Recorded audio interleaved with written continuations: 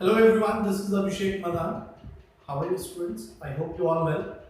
So आज हम बात करने वाले हैं class 10 subject maths chapter 5 that is AP exercise 5.3 question number 11.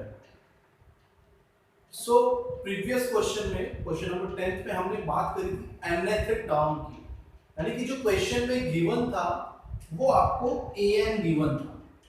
Okay, मैं बात कर रहा हूँ जो क्वेश्चन नंबर 10 की थी, तो आपको उसमें nth टर्म गिवन था. nth टर्म गिवन था तो उसमें क्या होता है बेसिकली कि हमें n की वैल्यू पुट करनी होती है 1 2 3 4 लाइक दिस. तो जो हमारे को ये वैल्यूज पुट करके जो वैल्यूज मिलती हैं वो उस एपी की नंबर ऑफ टर्म्स होते हैं. ओके, जैसे हमने 1 रखा, n की वैल्यू अगर हम 1 रखते हैं तो a1 मिल जाता है, that is the first term. अगर n की वैल्यू 2 रखते हैं तो वो सेकंड टर्म हो जाता है. n की वैल्यू 3 रखते हैं तो वो थर्ड टर्म हो जाता है, because an denotes nth term of the AP. Okay, but ये जो क्वेश्चन नंबर 11 है ये थोड़ा सा डिफरेंट है from the question number 10. So question number 11 क्या है? If the sum of first n terms of an AP is 4n minus n square. What is this 4n minus n square? That is sum of first n terms. जो आपको वो question में given है 4n minus n square, that is Sn, sum of n terms. Okay, so I'll write here कि the sum of first n term, that is Sn, is equals to 4n minus n square.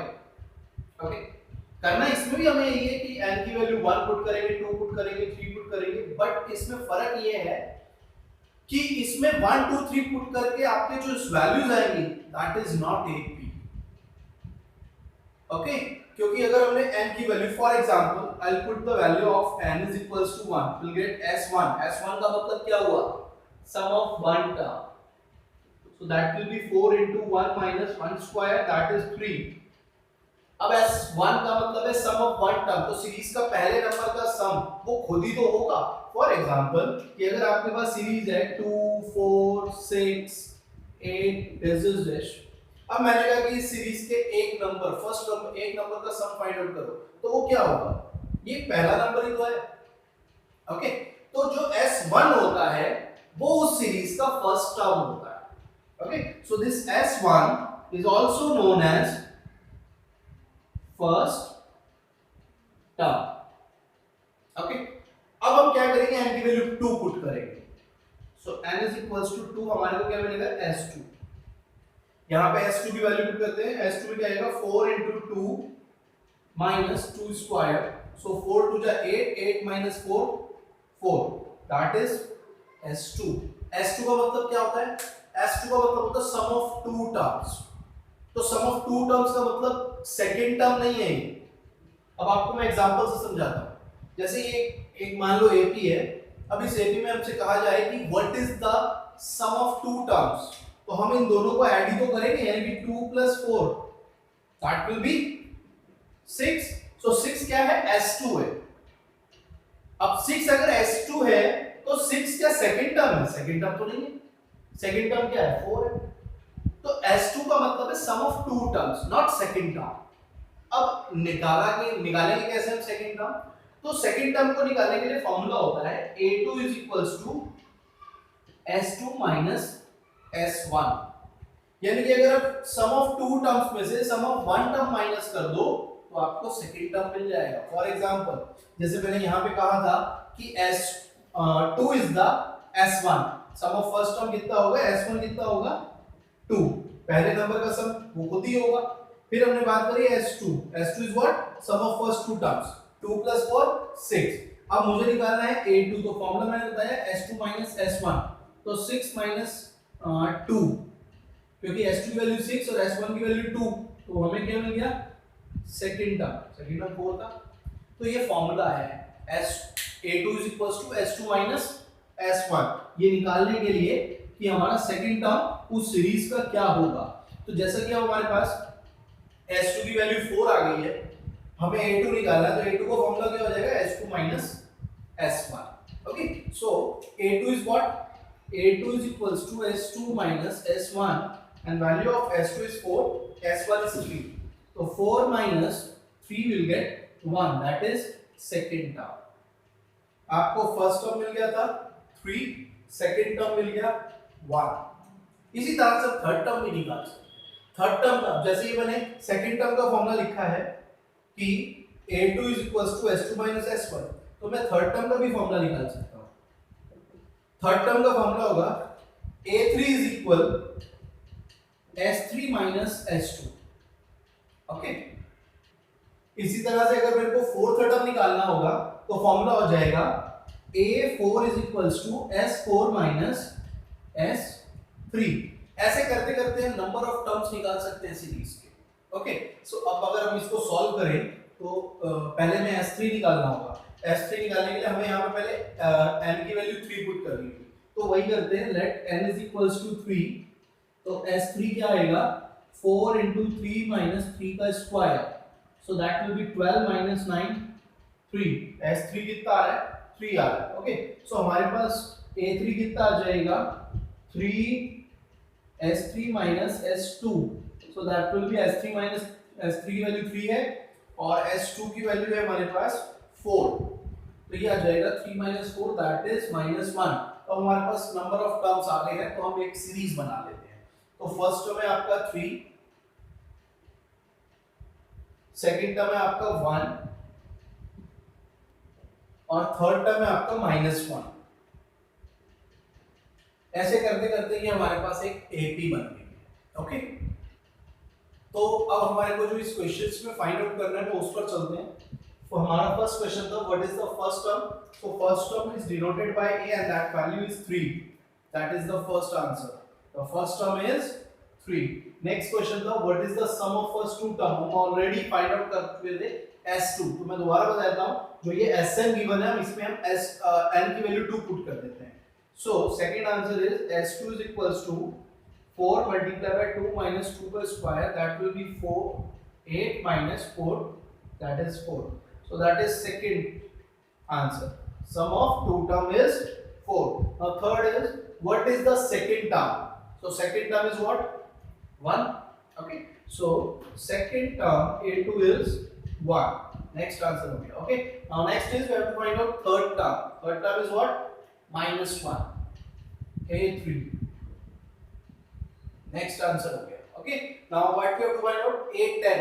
अब a10 को find out करने के लिए हमारे पास formula क्या है a + 9d, है ना। a की वैल्यू हमारे पास 3 है, d है नहीं, तो d पहले निकाल लेते हैं 1 - 3 करके। सो पहले d निकाल लेते हैं। यहाँ पर d की वैल्यू आ गई है -2। अब हम इसी तरीके से 10th टर्म निकाल लेते हैं, तो a10 की वैल्यू क्या हो जाएगी, a की वैल्यू है हमारे पास कितनी 3 + 9 multiplied by d की वैल्यू -2, तो that will be 3 - 18, value is -15। 10th term आ गया -15। Okay, now next is nth term. अब हम nth टर्म निकालने के लिए nth टर्म का फॉर्मूला लगाएंगे an = a + n - 1 * d। यहां पर nth टर्म लिखा है, यानी कि n को n ही रहने देंगे हम। Okay, so we are going to find out a is 3 plus n minus 1, d की वैल्यू -2, तो हो जाएगा 3 - 2n plus 2, that will be 5 - 2n, that is the answer। okay, next question number 12, find the sum of first 40 positive integer divisible by 6। यानी कि आपको पहले एक AP बनानी पड़ेगी। अब एपी बनानी कैसी पड़ेगी, आपको ऐसे नंबर ढूंढने हैं जो 6 से डिवाइड हो सकते हैं। तो सबसे पहले तो खुद 6 ही होगा जो 6 से डिवाइड हो जाएगा। Okay, second number 12, next 18। इस तरह से आपकी एक एपी बन गई। आपको जरूरत नहीं है कि 40 टर्म्स ही लिखने हैं, फर्स्ट 3-4 टर्म्स लिखो एंड डैश लगा दो, आपकी एपी बन जाएगी। Okay, that's enough for making an AP. तो ये हमारे पास एपी आ गई, इसमें a की वैल्यू हो गई 6, that is the first term which is divisible by 6। Now next we have to find out common difference, that is 12 - 6, that is 6। And now what we have to find out, we have to find out the sum of 40 positive integer and the value of n, the number of terms in an AP is 40। क्योंकि उन्होंने already question में given करा है कि AP में only 40 positive integers का सम निकालना है। तो जब हमारे को बोल दिया गया है कि आपको 40 पॉजिटिव इंटीजर का सम निकालना है, तो यानी कि नंबर ऑफ टर्म्स कितने हो गए 40। तो value of n is equal 40 and what we have to find out Sn निकालना है. Okay, now we are going to find out Sn by the formula n by 2 2a plus n minus 1 into d. So S40 is equals to 40 upon 2 into 6 plus 40 minus 1 into 6. Okay, that is 20. ये हो जाएगा 12 plus 39 multiplied by 6 20 12 plus multiply कर लेते हैं इसकी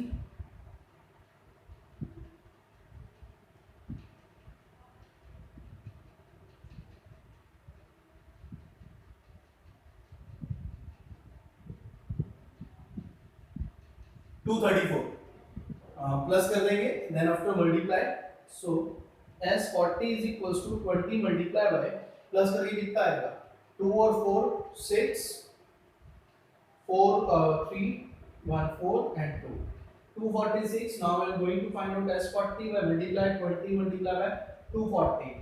So 2 6 is 12 carry 1 2 4 जा 8 और 1 9 and 2 2 ja 4.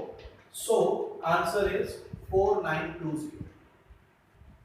So next question number 13 and 14 same है आपके क्वेश्चन नंबर 12 के जैसे, लेकिन मैं आपको फिर भी थोड़ा सा हिंट दे देता हूँ.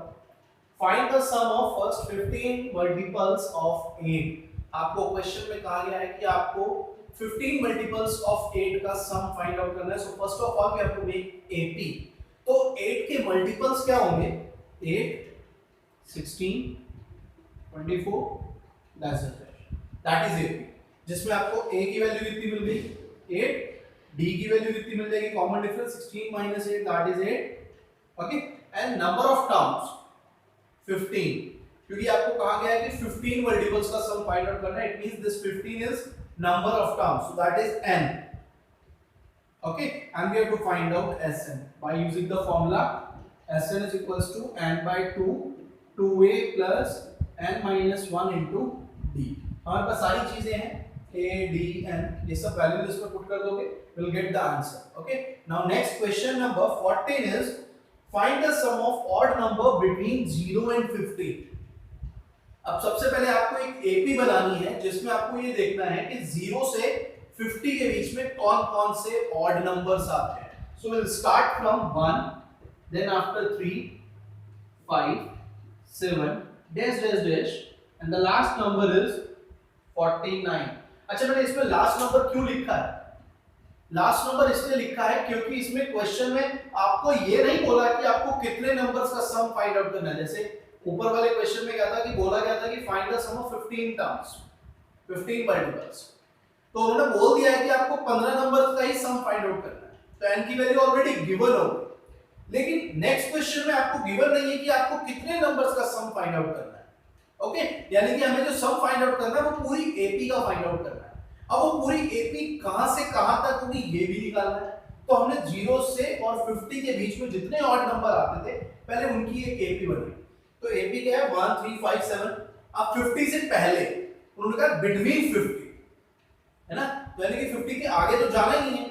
50 से पीछे वाले जितने ऑड नंबर्स हैं उनको निकालना है. तो 50 से पहले 49 इज द ऑड नंबर. सो ये हमारी एक कंप्लीट एपी है. ओके, अब हमें इस पूरी एपी का सम फाइंड आउट करना है, यानी कि इस एपी में जितने भी नंबर ऑफ टर्म्स आएंगे उन सब को फाइंड आउट करना है. ओके, अब लेकिन हमारे को ये पता होना चाहिए कि इस एपी में नंबर ऑफ टर्म्स कितने हैं, क्योंकि वो तो पता नहीं है. लेकिन हमें पता क्या है, हमें पता है a that is 1 first term, common difference d 3 minus 1 that is 2, and that is the last term which is known as an, nth term 49. Okay, अब करेंगे क्या, सबसे पहले हमें फाइंड आउट करना है n. कैसे फाइंड आउट करेंगे? By using formula an is equals to a plus n minus 1 into d. Okay, सबसे पहले आप an का फॉर्मूला लगा के n को फाइंड आउट करोगे, and then after we'll use the formula Sn is equals to n by 2 2a plus n minus 1 into d. उसके बाद हम Sn का फॉर्मूला यूज करके Sn फाइंड आउट करेंगे. ओके,